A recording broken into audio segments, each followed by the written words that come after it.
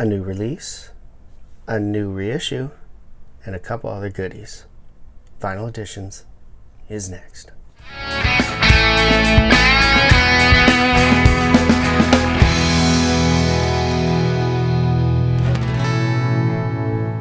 Hey vinyl friends and vinyl community, it's Brian from Brian's Vinyl Records. It is Monday, means it's time for another installment of Vinyl Editions as we wind down the series. Once I hit 100 episodes of Vinyl Editions, I'm probably going to stop doing those every week. Number one, because I'm going to start buying a little less in the new year and focus on getting things that are what I really want instead of just buying a bunch of stuff in the new year. And number two, because it's run its course, and I think that a better use of time would be to show things kind of in mass in one video, maybe once a month type thing. So we may move that along there. So once we get to 100, that's still a little ways away here. I think this is 87 or 88. I can't remember off the top of my head now, but we'll get there. So this week, big reissue came out, and also a big new release came out as well. So we'll get to those at the end here, but first let's start with something else I picked up. This one I picked up as an add-on to an order for a Christmas present because it had dropped so much in price that I couldn't pass it up. This is Norah Jones. Great album. This one feels like home. I haven't even opened it yet, but we'll definitely be spinning this. I've had this on CD so far, so good to have this on vinyl now as well. Another one I picked up here is another Larkin Poe. Really enjoying these girls. Very bluesy, very southern rocky. Good stuff. Really enjoy it. So this one is Peach. I think this one was their second album, maybe. I can't recall off the top of my head, but really good. Really enjoyed listening to that as well. They continually knock my socks off when I listen to them. Just fantastic musicians. All right, this one I got as a gift. The previous owner had mentioned that he had just upgraded his copy and that this one had a lip warp in it. On his system it was playable, but he didn't want it anymore and said he'd send it my way. Fast forward a little while and he did actually send it my way. It doesn't play on my record player in here with the lip warp. It'll bounce it on track one, but the rest of the album played fine. So I put it through the vinyl flat and now it is playable on all my turntables. Really enjoy that. This is the Electric Boys. This one is called Groovis Maximus. This is a like glam rock, hard rock band from the 90s that kind of started out right as that type of music was being overshadowed by the grunge and alternative rock era. Fantastic album. Really like it. I've never heard these guys before, but this is a really good album and I really enjoyed it. So thank you to David for sending this my way. Really appreciate that. What a great album. So yeah, it's on the Vertigo label, so that's really cool as well. Electric Boys, Groovis Maximus. Really nice gift. All right, so the big ones here now. Let's start with the reissue here. This I'm really pumped about. I've been buying these as they've been repressing them because I really wanted them in the best quality I could get. And that comes from the Mobile Fidelity Sound Lab for sure on these ones.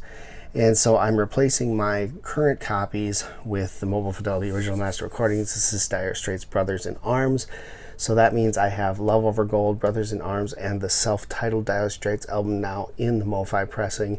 Those are probably the only ones I'm going to go for. I think they have Communique, and I think that they have Making Movies as well in MoFi pressings, but those are ones I don't actually listen to very much, so I probably won't be upgrading them unless there's some kind of massive sale on them or something.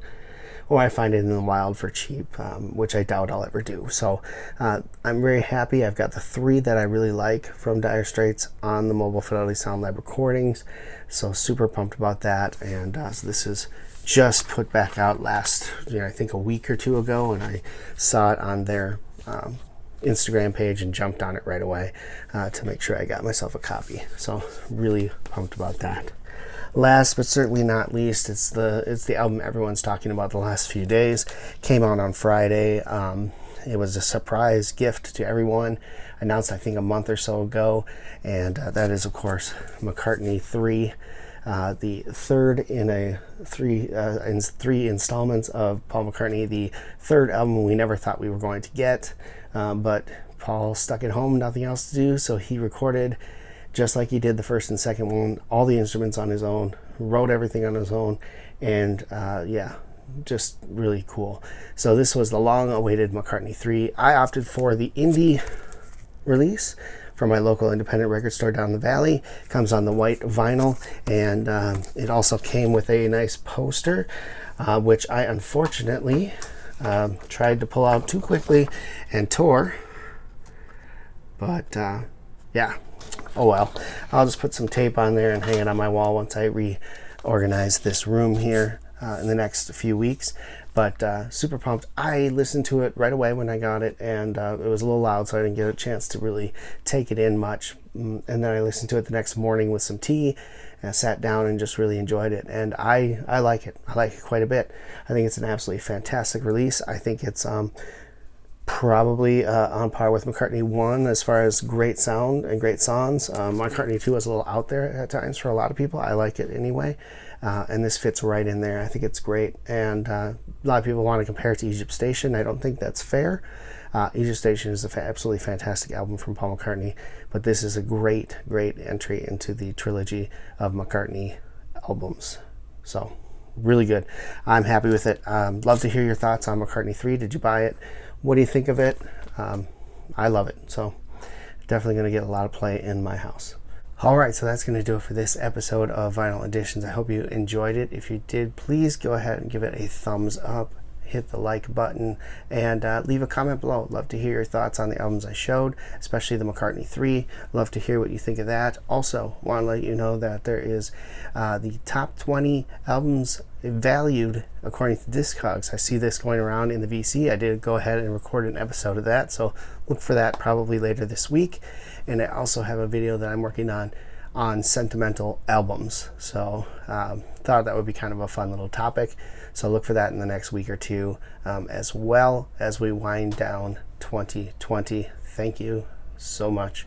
We'll be done with this year, and hopefully next year will be better, and we'll all just enjoy family, friends, and everything that we used to enjoy once again some point in 2021.